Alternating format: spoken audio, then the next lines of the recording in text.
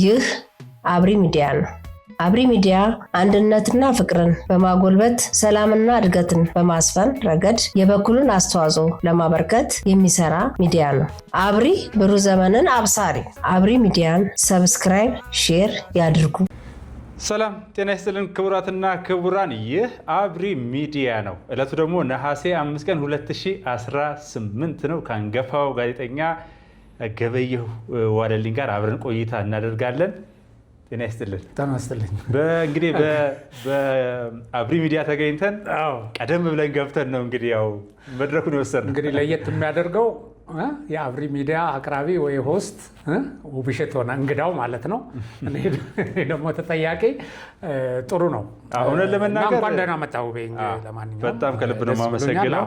አዲስ እንግዲህ አብሪ ሚዲያን በዚህ መልኩ እንጀምራታለን። በተለይ ደግሞ ዛሬ የምናነሳቸው ነገሮች ወታደራዊ ትንታኔ የሚፈልጉ ከመሆናቸው አኳያ በረዥሙ ወታደራዊ ልምድህም እንዳው ሰሞኑን እየሆኑ ያሉትን ነገሮች በአጭሩ እየተመለከትን የምንሄድበት ነው። እንደሚታወቀው ትላንትናና ከትላንትና በስቲያ የተቀጠቀጠን ዜናዎችን እየሰማን ያለ ነው።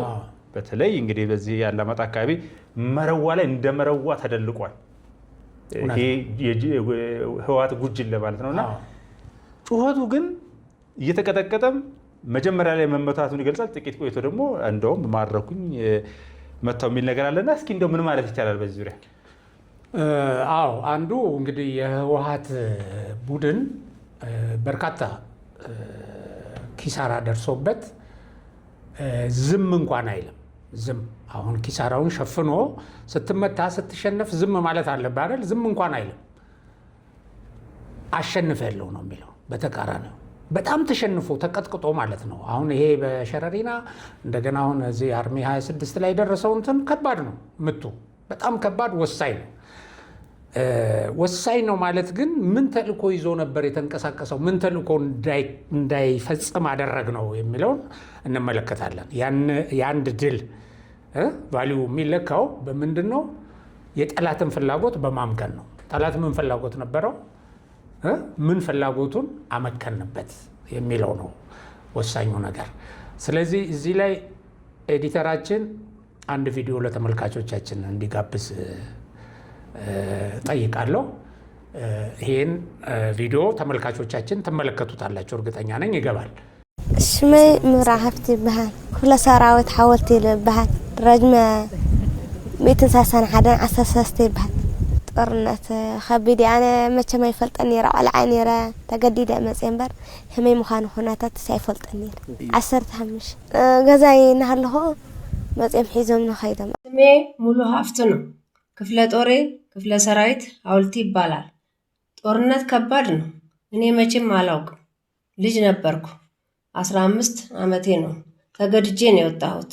ቤት መጥተው ነው ነይ ውጭ አሉኝ። እኔ ትንሽ ልጅ ነኝ። አልሄድም ብያቸው ነበር። በግድ ነው የወሰዱኝ። አሁን ቆስዬ ተማርኬያለሁ። የመከላከያ አያያዝ ጥሩ ነው። ሕክምና እየተከታተልኩ ነው። እኔ ተርፌያለሁ። ብዙዎች ሞተዋል፣ ቆስለዋል። እግራቸው የተቆረጡም አሉ። ውጊያው ሲከፈት አመራሮቻችን እፍ እያሉ የተበታተኑት ጥለውን መሄድ ማለት ነው። እኔ ቆስዬ በነበርኩበት ጊዜ ማንም አመራር አልደረሰልኝም። መከላከያ ነው ያነሳኝ። አርሚ 26 ከቢድ ናይ ድሮን ደብዳብ በ4 ማዕዝን ኣብ ከባቢ አላማጣ ማለት እዩ ልኡኽ ተዋሂዋ ክተጥቅዕ መጥቃዕቲ ክትፍጽምና ኸደት ያው ተቀዲማ ማለት እዩ። ሎሚ ቴክኖሎጂ እዩ ኣይትኽእል ወይ ውፁን ለኩም ለና 10 ግዜ ካብ ተወቂዕኹም ትብተኑ ቅድሚ ምውቃዕኹም ተበተኑ ቅድሚ መስዋዕቲ በ4 ማዕዝን ሲ ብላዊ ኸትወፅእ ሓዊ ድሕሪ መጥቃዕቲ አርሚ 26 እንዳለ ሙሉ ተበቲናንያ ቅድሚ ምስዋእኻ ክኸውን ነይርዎ ብምንታይ ነርደኩም ውፁ በቃ ከዝጎና ይምልከተኩም ና ህወሓት ውግእ እዚ ኣዶ ትግራይ ዘንብዕ ውድብ ክድምሰስ እዩ ክድምሰሲና ንሎ። ኦኬ ይሄ ቪዲዮ በቀጥታ በሸረሪና ውጊያ ተካፍለው የተማረኩ ሰዎች በድምጽ የተናገሩት ነው። እነዚህ የምታዩዋቸው በሙሉ እዛ ምስሉ ላይ ያያችኋቸው ምርኮኞች ናቸው። እቺ የአንዷ ቡድን ነች። የአንዷ ቡድን ነው። እኔ ብዙውን ስላየው ነው ይሄንን የምለው። እና በጣም በርካታ የምርኮኛ ጎርፍ ነው በዚህ ውጊያ የታየው። ልባርክ ምርኮኛ ሁለት አይነት አለ። አንተም እንደምታውቀው አንዱ በጦርነት ተጽዕኖ የሚያዝ ነው። አባራህ አሳደህ አስጨንቀህ የምትይዘው ነው አንደኛው። ሁለተኛው ደግሞ እጁን የሚሰጥ ነው። እሱም ቢሆን በውጊያው ጫና ማለት ነው። ውጊያው ጫና ሲፈጥርበት እጁን ሰቅሎ እጁን ይሰጣል። ሰራዊታችን እነዚህን ሁለቱንም አስተናግዷል። እዚህ ብዙ የድምፅ የነዚህ የምርኮኞችም የወዶ ገቦችንም ድምፅ አዳምጫለሁ እኔ እና ሁለቱንም አስተናግዷል። እጅን ወደ ላይ ስታረግ ተኩስ አቁሞ ይይዛል፣ ግባ ይልሃል። በጣም ፕሮፌሽናል ሰራዊት ነው። አስገድዶም ከቦ ይይዛል ሰራዊታችን። በዚህ ደረጃ ራሳቸው በአንደበታቸው የሚገልጹልን ነው እንግዲህ ህወሓት የሚክደው። ኦኬ ህወሓት ለምንድን ነው የሚክደው የሚለው ነው ውቤ ወሳኙ ነገር። ለምን ይክዳል? አልተሸነፍኩም ለማለት ነው ብቻ አይደለም። የሰራዊቱ ሞራል እንዳይወድቅበት ሌሎች ተመልማዮች ሄደው እንዲሞቱለት ነው። ይሄን ነው የቡድኑን አረመኔነት የሚያሳየን። ልባርክ አረመኔ ስለሆነ እንዳው ደግሞ ከዚሁ ጋር እንዳው ተያይዞ እንዲነሳ የፈለኩት ነገር እንደሚታወቀው ታይቶ በማይታወቅ ሁኔታ በትግራይ አሁን አስገድዶ አፈሳውን ተከትሎ አንደኛ ወጣቶች አይፈልጉም፣ መታፈስ የሚፈልግ የለም። ይሄ ተፈጥሯዊ ነገር ነው። እናቶች የ80-90 ዓመት አዛውንቶች እናቶች ሳይቀሩ እየታሰሩ ድንጋይ እየወረወሩ ነው ያለው እና ይሄ ታይቶ የሚታወቅ ነገር አይደለም። በህወሓት እንግዲህ ስሎት የነበረው ነገር ነበረ በ17 ዓመቱ ጦርነት። ከዛ በኋላ በህልውና ዘመቻ ወቅትም ከሞላ ጎደል የሚታይ ነገር ነበርና አሁን ግን በግድ አስጨንቆ የማድረግ ነገር ነው። ምንም ቢሆን የትግራይ ወጣት አሁን ኢንተርኔቱን የሚያህል ምንም የሚያህል ሀቁን ይገነዘበዋል፣ ይመለከተዋል። እንደ ሻቢያ አጥሮ አስመራ ኤርትራን አጥሮ ነው ሻቢያ እየኖረ ያለው ወደ ውጭ እንዳይመለከቱ አድርጎ። በዚህ በምርኮ ሂደት ላይ በገፍ ተንጋግቶ እጅ የመስጠት ነገር ተመልክተናል እና ይህም ተጽዕኖ አይኖረውም ሊባል ይችላል። ያላመንክበትን ነገር ወጥ ቆመህ አትዋጋ። ልክ ነህ። አሁን እሱንም በሁለት አይነት መንገድ ማየት ነው። እሱም ሽንፈት ነው። አሁን ጥሩ ነገር ነው ያነሳው። ይኸውልህ ህወሓት ይሄም ሽንፈት ነው። ላለፉት 50 ዓመታት የህወሓት ህልውና የተመሰረተው በትግራይ ህዝብ ላይ ነው። በትግራይ ህዝብ ድጋፍ ነው ህወሓት የቆመው እንደ ድርጅት የቆመው ማለት ነው። ያኔ ህወሓትና የትግራይ ህዝብ አንድ ነው እያለ እየሰራ ማለት ነው። አሁን የትግራይ ህዝብ በዚህ ደረጃ ወጥቶ ልብ አድርግ 2014 ላይ የህዝብ ማዕበል አውጥቶ ሰራዊቱን የገጠመበትን ስሜት ስታይና በኋላም ህወሓት ከጎሬላነት ወጥቶ ከህግ ማስከበሩ ውጊያ በኋላ ወደ መቀሌ ሲገባ የነበረው የህዝብ አቀባበል ትግራይ ትስዕር እያለ ወጥቶ ምናምን ያንን ስታይና አሁን ግን ኖ ልጄን አልሰጥም፣ ልጄን ተውልኝ፣ እናንተ ከጫንቃ ይወረዱልኝ የሚልበትን መንገድ ስታይ ይሄ የህወሓት ትልቁ ሽንፈቱ ነው። ይሄንንም ነው የማይቀበለው ህወሓት። ሽንፈት እኮ ነው ይሄ የህዝብ ድጋፍ ስታታ። እዚህ የመላው የኢትዮጵያን ህዝብ ድጋፍ አጥቶ አይደለም ሄደው ከስልጣን የወረደው ከፌዴራል እዛ ደረጃ እንግዲህ ሀገር ሲያስተዳድር የነበረ ተሸንፎ ሄደ። ያኔም አላመነም ሽንፈቱን። እንደገና መጣለሁ አለ። የጠላውን ከስልጣን ገፍትሮ ያወረደውን ህዝብ ቀጥቅጬ ይገባለሁ ብሎ እና ለማንኛውም ወደ ይሄ በምርኮኛ ንጽጽር ውስጥ ወዳለው ነገር ስንመለስ ውጊያ በሌለበት በቀጥታ እየጠፉ ከጉጅላቸው ወደ ሀራ መሬት የሚገቡ አሉ። ወደ ተለያየ ሀገር የሚሄዱ አሉ። እነዚህ አሁን ምን አድርጓል ህወሓት?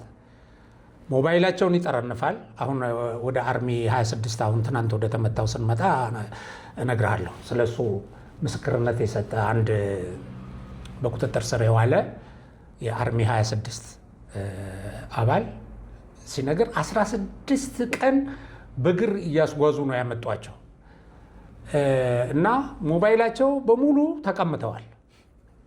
አንድ በል በመግለጫ ነው እንደውም ከዚህ ጀምሮ መልሱ ተብሎ አመራሩ ብቻ ያዘ የሚል ከውጭው ሰው ጋር እንዳይገናኙ ልብ አድርግ። ሁለተኛ ደግሞ ምን ብለዋቸዋል?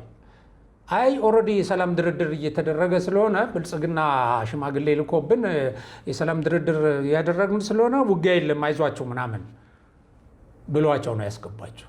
በዚህ ደረጃ ውሸታም ቀጣፊ ነው እንግዲህ ህወሓት። አሁን በዚህ አይነት ነው የገቡት። ይሄንን ስታይ አው ብዙ ሰው እየሸሸ ነው፣ እጁን እየሰጠ ነው። በሰላም ውጊያ በሌለበትም እየሰጡ ነው። ሀራ መሬት አሁን በጣም በርካታ ታጣቂ ወደዛ እየገባ ነው። በቂ ነው ማለት አይደለም። ይሄ ቡድን ከሚያደርግበት አንጻር ማምለጥ አለበት። አሁን ብዙዎች ያሳስባሉ። በቃ ይላሉ። ልብ አድርግ። ይሄንን መንገድ ቢከተሉ ኖሮ እነዚህ አሁን ሸረሪና ላይ የተማረኩት ገባ ብዙ መስዋዕትነት ከከፈሉ በኋላ ነው የተማረኩት።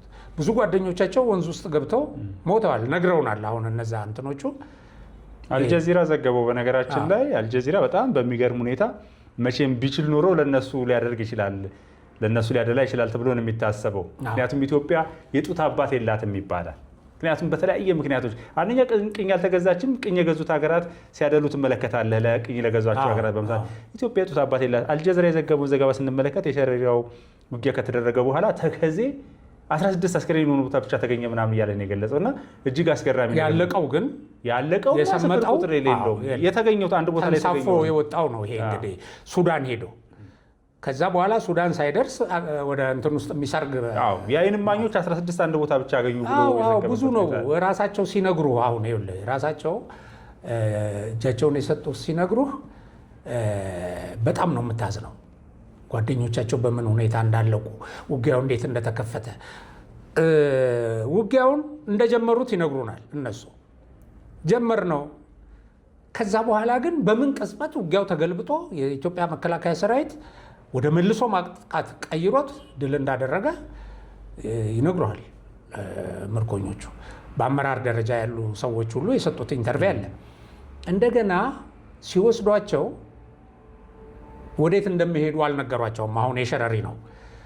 ዝም ብለው ወሰዷቸው። ኤርትራ መሬት ሄደን በመኪና ተጫን፣ በሻዕቢያ መኪና ይላሉ። ሱዳን ገባን፣ በሱዳን ጀልባ ደግሞ ወደ መሬት ወደ ሸረሪና ወረድን። ሉክ አሁን የሸረሪናን ውጊያ ስትራቴጂካዊነት ስትራቴጂክ ድሉን ነው መመዘን ያለብን። በዚህ የተለያዩ ኃይላት ኢንተረስት ያለበት ነው።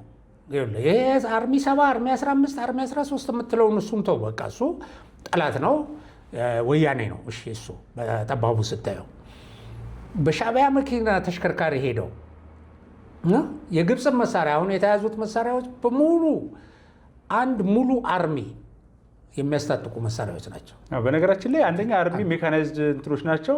ሌላው ደግሞ እጅግ አስገራሚው ነገር እዚህ ላይ የተመለከትኩት ስናይፐር፣ ዲሽቃ፣ ብሬን ነው እስከ አፍንጫው የታጠቀው። በጣም በሚገርም ሁኔታ አዳዲስ መሳሪያዎች ሁሉ አሉ። ላውንቸር አይተህ እንደሆነ አሁን ላውንቸሮቹ ራሱ በጣም ማዕት ላውንቸር እንግዲህ ይሄ ስቶር ውስጥ ያለው ነው። ልብ አድርግ፣ መሬት ውስጥ የተቀበረው እነሱ የታጠቁት አሉ። እነዚህን ሁሉ ጥቅም ላይ እንዳይውሉ ወይም የእኛን ሰራዊት እንዳይገቱ ተደርገው ነው እንግዲህ የተመታው ማለት ነው።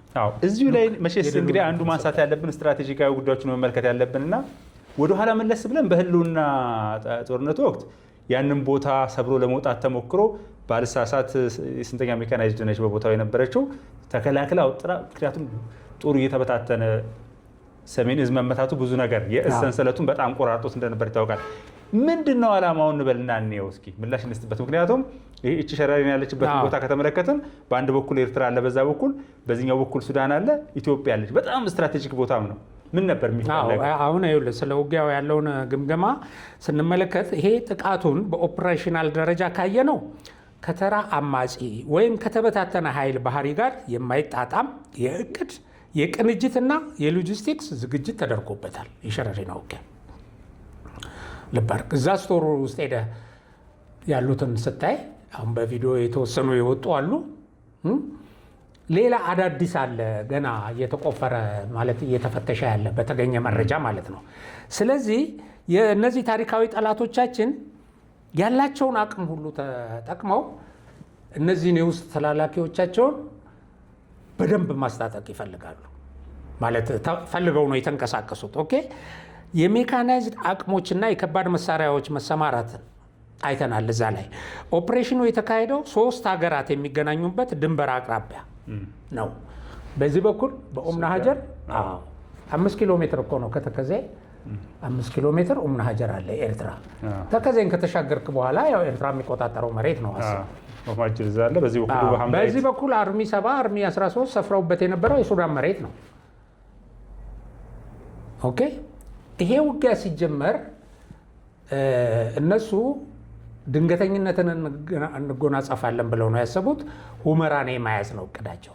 ሁመራ ኤርፖርት ከአንድ ቀን በኋላ ከጎንደር ሁመራ የአውሮፕላን በረራ ይጀመራል የሚል አናውንስ ተደርጎ ስለነበረ አየህ ሁመራ ኤርፖርት ለሎጂስቲክ ለምን ሊያገለግል ነው ማለት ነው። አየህ አውሮፕላን ከተጀመረ ስለዚህ ግቡ ባስቸኳይ ይሄን አቁሙና ሁመራ ግቡ ተባሉ። ይሄን ስታክ ለማድረግ ማለት ነው።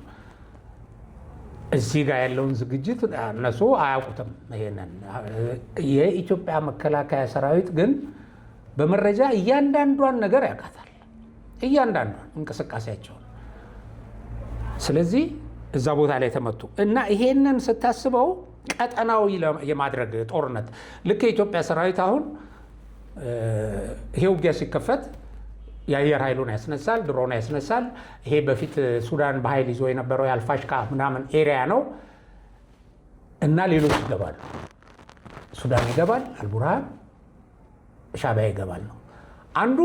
እንደዛ እንዳሰቡት አልሆነም፣ አንድ ነገር ነው። ሁለተኛ ግን ያ ትስስር ተግባራዊ እንዳይሆን ቆርጧቸዋል። አሁን የኢትዮጵያ መከላከያ ሰራዊት አሁን ሰው በድሮን እንደዚህ ሄዶ ምናምን ኖ በዲኖስ ድሮን አስነሳላ ሆነስትሊ በነገራችን ላይ እዚህ ላይ አንዱ መነሳት ያለበት ነገር መቼስ እንደዚህ ወታደራዊ ጉዳዮች ክላሲፋይድ የሆኑ መረጃዎች ስለሆኑ እኛ ለምንሰጥባቸው እንጂ እንደተባለው በድሮን የድሮን ብቻ አይደለም አሁን እየተደረጉ ያለ ድሮን ያው አንዱ ሽፋን እኮ ነው። በቃ የሜካናይዝድ መሳሪያዎች፣ ሮኬቶች፣ ምኖች በጣም ወሳኝ የሆኑ አሁን የኢትዮጵያን እኮ ስትራቴጂክ መሳሪያዎች እኮ ጠላት ማወቅ የለበትም። ለጠላት በዚህ መታው በዛ መታ ምናምን አትልም።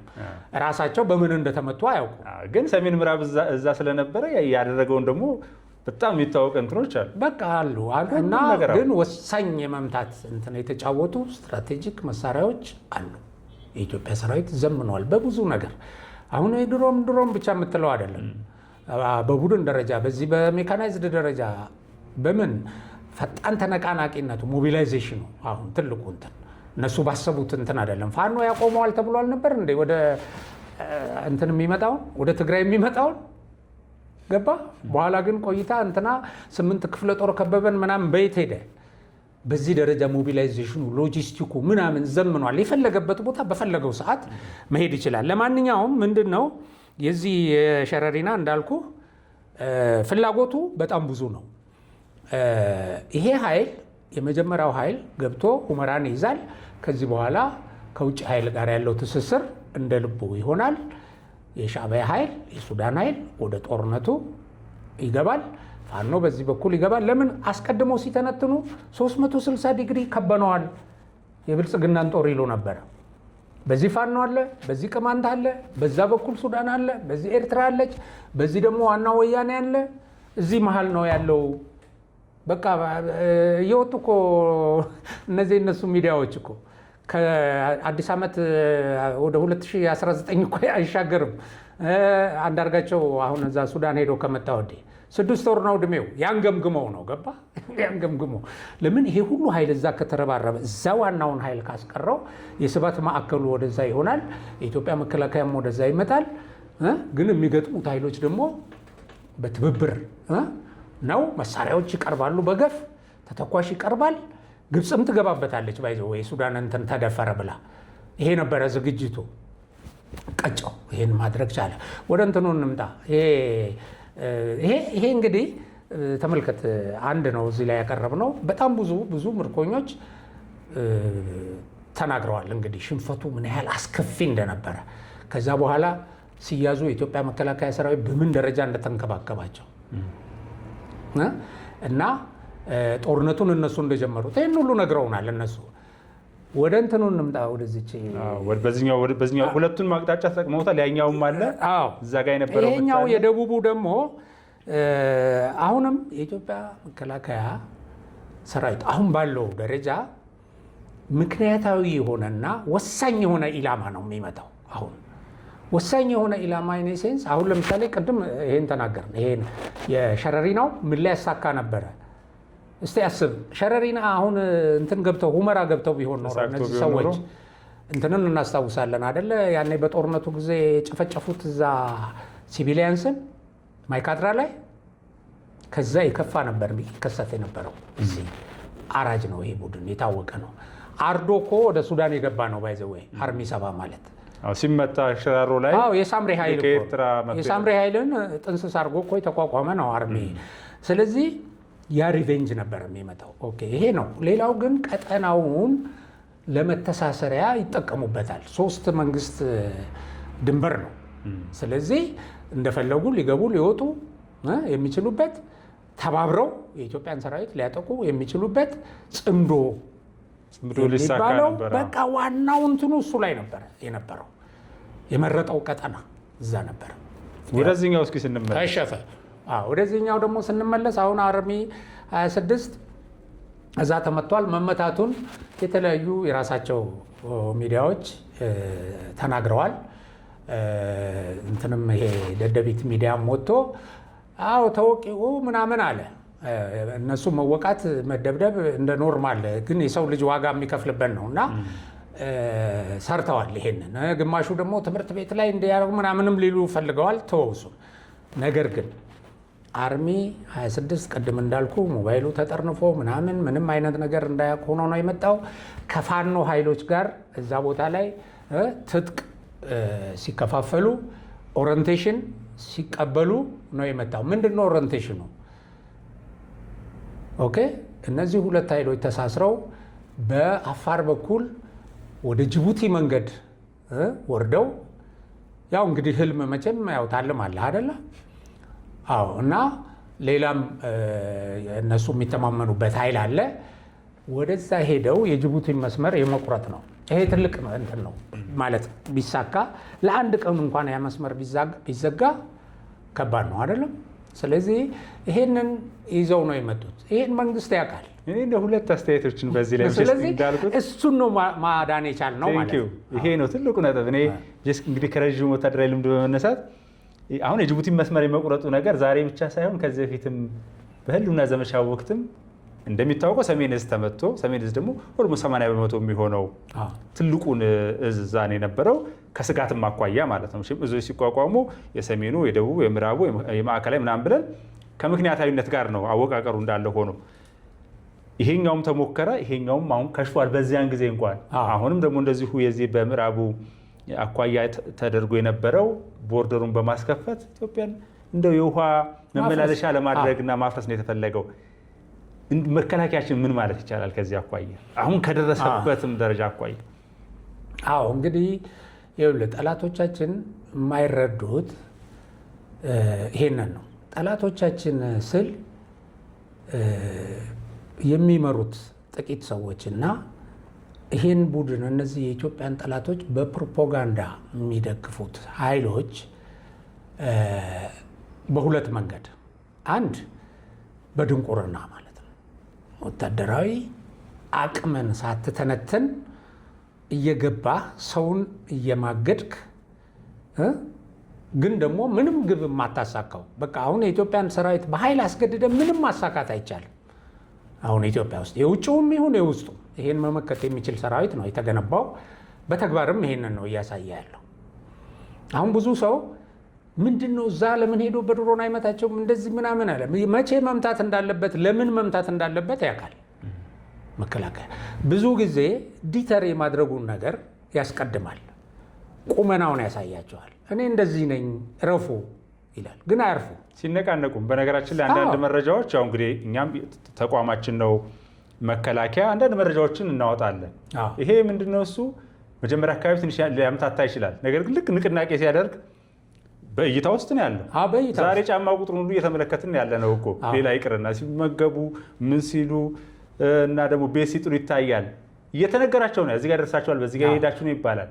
ዲተር ማድረግ ሄዶ ግን እምቢ ሲል ምን ታደርገዋለህ? በከተፈው ለበግ ትለበልበዋለህ። ታደርገዋለህ። ምክንያቱም አሁን የሚያመጣውን አደጋ መመከት ነው የሚሆነው። አሁን ይሄ ሌላው ለምሳሌ እዛ ሳያስመርቅ እዛ ምናምን ሲል ሲጨፍር እንዲህ እየታዩ ድሮን እያለ ምናምን ይላል ሰው። የትም አይሄድም። ያ ኃይል ወደ ሰላም እስካልመጣ ድረስ ወሳኝ የሆነ ወደሆነ እርምጃ አደገኛ ወደሆነ እርምጃ ሲገባ ትመተዋለህ።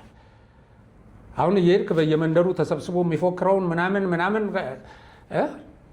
አትመታም። ግን ተሰብስቦ የሆነ አፍራሽ ነገር የሆነ ተልእኮ ይዞ ሲመጣ ተልእኮውን ነው የምትመክተው።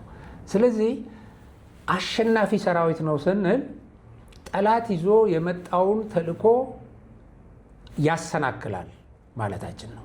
እጁን ይቆርጣል ማለታችን ነው። ያን ጥፋት ከማድረሱ በፊት ይህንን የማድረግ አቅሙን አሳያ በጣም ተስፋ አድርገው የነበሩት ሲፎክሩ ምናምን የነበሩበት ማለት ነው። እና የሚዲያዎቹ በጣም የሚያሳዝነኝ እኔ የአብይ አህመድ መንግስት የአብይ አህመድ መከላከያ ሰራዊት ይላሉ፣ ድሮም የደርግ ሰራዊት ይላሉ። ነንሴንስ።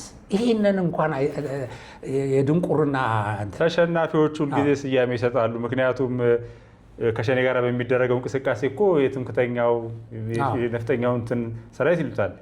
ምናልባት ይሄ ከጽንፈኛው ፋኖ ጋር በሚደረግበት ጊዜ ደግሞ የሸኔ ሰራዊት ይሉታል። ፋሽስት ይሉ ነበረ የህዋት ጉጅሌዎች። የሚጠበቅ ነገር እነሱ ብቻ በቃ እነሱ ያኔ በደርግ ጊዜ የደርግ ጦር ይላሉ፣ የመንግስቱ ኃይለማርያም ጦር ይላሉ፣ የኢትዮጵያን ጦር። የሚገርም ይሄ እነሱ ግን መጥተው እስከ 2010 ከ83 ጀምሮ የነበረውን የኢትዮጵያ ጦር ይላሉ። የፓርቲ ጦር እሱ ነበረ። የሚገርም ነገር በቀዩ መጽሐፍ እንዳደራጀት በቀዩ መጽሐፍ ነው የሚመራው። ሌሎች እኮ እዛ ውስጥ የኢትዮጵያን አስኳል እዛ ውስጥ እኮ ፈጥረው የኢትዮጵያን መከላከያ ሰራዊት ከዛ ከፓርቲ ሰራዊትነት ወደ ኢትዮጵያ ሰራዊት የቀየሩትን አመራሮች እኮ በጣም ማድነቅ አለብህ እኮ። ታሪካቸው እኮ አይረሳም። በወያኔ ተጽዕኖ ስር እያሉ ልብ አድርግ፣ ለውጡ ሲመጣ እኮ አለ የወያኔ መሪዎች የቀዩ ደብተር እንዴት ተቀየረ ምናምን እያሉ ሲጮሆ የነበሩ እዛ ውስጥ ሆነው ሲፋለሙ የነበሩ ነበር። ይሄን ፈንቅለው ኢትዮጵያዊ የሆነ ሰራዊት ገነቡ። እሱን ስለገነቡ ነው 2013 ላይ ሄደው ህወሓት ከሞተች የኔ ህልውና ከተማ ለህወሓት አሽከር ነኝ ብለው የቆሙ ጀነራሎችን የቀጠቀጧቸው ኢትዮጵያዊነት ላይ ቆመው ነው። የኢትዮጵያ ህዝብ ይሄ እዚህ ላይ በነገራችን ላይ ምናልባት ለሲቪሉ አድማጭ ተመልካቾቻችን መቼስ ሲቪሉ ነው አብዛኛው የሚኖረውና ግልጽ እንዲሆን ያክል ሁል ጊዜ እንዴት ሊሆን ቻለ ማለት በጣም አስገራሚ ነገር ነው። አሁን በዚህ ከሸራሪና ጋር የተደረገው በታሪክ አጋጣሚ በነገራችን ላይ በእሳት ነበልባል በሚፋጅ እሳት ነበልባል የሚጻፍ ታሪክ ነው ብዬ ገልጬው ነበረ በቅርብ ቀን በአንድ መርሃ ግብር ላይ። ለምን ሆነ ማለት የቀዩ መጽሐፍ ነበር። አሁን ኢትዮጵያን የሚመስል ሰራዊት ነው የገነባ ነው ሪፎርም ተደርጓል ሲባል ምኑ ነው የተቀየረው? ምክንያቱም ኢትዮጵያ መከላከያ ነች ከሁሉም ቦታ የመጣ ነው ብሎ ያስባል ሰው። የተቀየረው ነገር ምኑ ነው የሚለውን 1-2 ደቂቃ እስኪ ልስጥ። መጽሐፍ ተጽፏል። የመጀመሪያው ይስሐቅ ቀለበት ቁጥር 1 ወጥቷል። ያው እኔም ተሳትፌበታለሁ በዛ እንትን። ቁጥር 2 በአጋጣሚ አልተሳተፍኩም። ቁጥር 2ም ወጥቷል። አሁን ቅድም ያነሳናቸውን ራሱ የዚህ አፋር በዛ በኩል ሰብረው ለመግባት ያደረጉትን 21 ጊዜ ማጥቃት አድርገው በዛ ሰዓት እዛ ወጥተው ቢሆን ኖሮ የጅቡቲ መስመር እንዳሰቡት ወደ አዲስ አበባ ሊገቡ ይችሉ ነበር። የኢትዮጵያን ሰራዊት እና የኢትዮጵያን ሕዝብ ጉሮሮ በቃ ማነቅ የሚችሉበት እንትን ነበር። ግን 21 ጊዜ ማጥቃት አክሽፎ ነው ከዛ በኋላ በቆረጣ ቀጥቅጧቸው ወደ መጡበት የመለሳቸው ብዙ ኪሳራ ካደረሰባቸው በኋላ እና ያ የሰራዊቱ በዚህ ደረጃ ሪፎርም አድርጎ ከዛ ተላቆ እነዛን ሰዎች በሪፎርም አራግፎ ከውስጡ በቲፒኤልኤፍ ስነልቦና የተቀረጹትን አብዮታዊ ዲሞክራሲ መጨረሻ ምሽግ ተብሎ የተገነባ ሰራዊት ቀይረው ነው። ያ በጣም የሚደንቅ ነው። አንድ መጽሐፍ አይደለም ብዙ መጽሐፍ ብዙ እንትኖች ሊነገርለት የሚገባ ታሪክ ነው። ዞሮ ዞሮ የኢትዮጵያ ሰራዊት ጀግንነት አሁን የአብይን መንግስት የብልጽግና መንግስት ምናምን አሁን ኢትዮጵያ የሚባለውን ትተው ማለት ነው። የኢትዮጵያ ሀገረ መንግስት ነው የኢትዮጵያ መከላከያ ሰራዊት የሚከላከለው። ግለሰብ ቢወድቅ ወይ ግለሰብ ከስልጣን ቢወርድ ይሄ ሰራዊት ኢትዮጵያን ይዞ ይቀጥላል እኮ ገባ። ፓርቲ አውርደ ተወዳዳሪዎቹ ፓርቲዎች ይመጣሉ፣ ይሸነፋሉ፣ ምንም እንትን የለውም፣ ያሸንፋሉ በምርጫ ተወዳድረው ሀገር ይቀጥላል። ከፓርቲ ውጭ ሆኖ የተገነባ ሰራዊት ነው። ትልቁ እንትኑ ይሄ ነው። ብዙ ተቋማት ከፓርቲ ውጭ ሆነው ተገንብተዋል። ተቋም የማሳደግ ነው ባለፈው ዓመታት ሲሰራ የነበረው። ስለዚህ ይሄ መከላከያ የሚመጣው ጠላት እኮ ያን ሀገረ መንግስት ያንን እንትን ላይ ስልጣን ላይ ተመርጦ የመጣውን መንግስት አውርዶ ወይም አጥቅቶ ቀጥሎ ምንድን ነው የሚያደርገው? ሀገሪቱን ነው እኮ የሚያፈርሰው አይደለ እንዴ? ሀገር ከሚያፈርስ ሰው ጋር ተመሳጥረው ነው እየሰሩ ያሉት። እነዛ እኮ ምንም አይነት መንግስት ኢትዮጵያ ውስጥ እንዲቆም አይፈልጉም። ከዚህ ዘመን በላይ ደግሞ ኢትዮጵያ የሚከላከላት ጠንካራ እጅ ላይ የወደቀችበት ዘመን የለም። በመሰረቱ ጠላትም የመጨረሻ ርብርብ አድርጓል ለማፍረስ። ለምን ትልልቅ ፕሮጀክት ሰራን፣ የማይነካ ነገር ነካን። ገባ? እነሱ በዚህ መሰረት በመጨረሻ አቅማቸው ተነሱ፣ ባንዳ ፈለፈሉ። ገባ? ባንዳ ፈለፈሉ፣ ቀጠሩ በገንዘብ ሆዳም ተፈጠረ፣ አገሩን የሚከዳ። በዚህ ወቅት ግን ጠንካራ እጅ ላይ ስላለች ኢትዮጵያ በጣም በእውነት ከልብ ነው የማመሰግነው። በተለይ ቀደም ሲል በነበረ ሁኔታ እኮ ባንዳነት በጣም የሚያሳፍር ነገር ነበረ።